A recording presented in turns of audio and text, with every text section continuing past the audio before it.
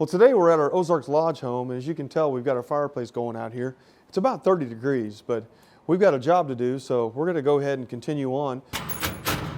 Where you been, Jackson? What's a good spot for this now? And we're actually delivering the outdoor furniture, and we're going to hook up the grill accessories and the grill itself. Tell me a little bit about designing these outdoor kitchens. I know you spent a lot of hours on this one. So yeah, so we started out with one plan, and then when we did a site inspection, we realized that plan was not going to work. It may look really good on paper, but in the real world, when we're walking around it, we want to make sure it flows. While they're unwrapping, let's go take a look at the layout and talk a little bit about those features. Of course. Well, I know it's open now, but there'll be furniture in this location, and of course be centered around our beautiful fireplace. And tell us a little bit about modification and kind of how this works with using the outdoor area as far as, you know, when you have guests over. So when I came out here and did the site visit, we quickly realized the L shape would be much more efficient in this space. Well, yeah, especially with the bar stools here. Exactly, and that way I view can the TV, the fireplace. Right, I can still have my living area over here. Basically, this area right here, we're going to have bar stools so that we can sit up and enjoy this beautiful view. You're talking about the cabinets, so a lot of times people try to build a wood structure for their outdoor kitchen. Let's explain what we did. Yes.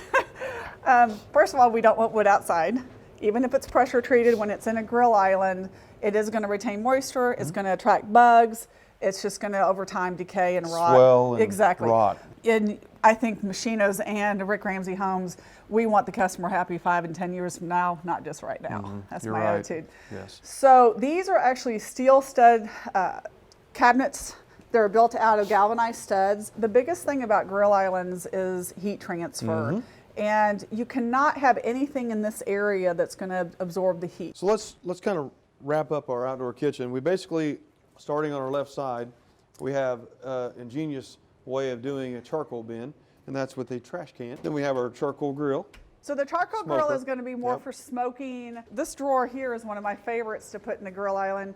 It's called the American Muscle Grill. This grill right here is a Sunfire. This is a 5-burner grill. That each looks burner great. is 12,000 BTUs. So you've got a rotisserie, it looks like, with this one. This is the sear station we were talking about. This gets up to 1,600 degrees. And then of course over here is our power burner. The power burner is for that high heat. Then we have our storage cabinets. This is our little paper towel holder. Okay. And then this is just an access door. I like to have a sink that's usable. This sink is big enough to put a Pyrex dish in. And this is our trash can here. And of course we have electrical runs through the cabinet. That's a huge for me for outdoor kitchens. I really want to incorporate bar stools. I love doing that in an outdoor kitchen because not everybody wants a big dining table outside. Right.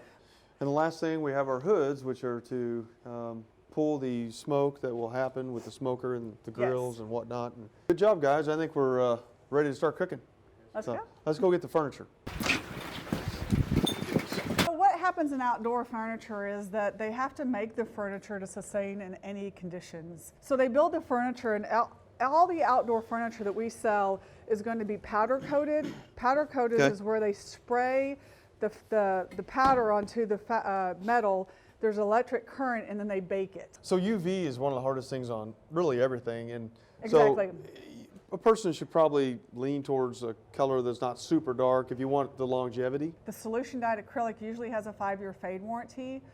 Generally on Sunbrella outdoor fabric, you're not going to show any fading for about 10 years. Whenever you open a zipper on a solution dyed acrylic, the same print that's on the outside is going to be on the inside, essentially. It's just a reverse of the outside. So if you're out shopping for cushions, you always want to make sure the inside is the same as the out. And then these just tuck in here. Well, you want to try it out and see how it feels? I actually have one of these in my living room. Greg and I sit on one of these every night, so well, you get to try it I out. will do it. I have to say I approve. So the next thing we have going with these guys is the rug. The cool thing about this rug is it is made for outdoors, so if a water gets on it or a stain gets on it, you simply hose it off. This is the cotton bin cart. It's an old cotton bin cart, all original. It even has a little phoenix emblem on it. This is a really unique piece. Very, very unusual. I wouldn't put this outdoors where it would get wet, but in an enclosed patio with screens and a roof, it's definitely the cornerstone of this patio. Well, I think that just about wraps up our outdoor patio. Well, thank you. Thank you. Been nice Appreciate it. helping and course. assisting somewhat. Yeah, so, no, yeah. it's a pleasure. I Good. love working with your customers. Good. Well, thank you for being here.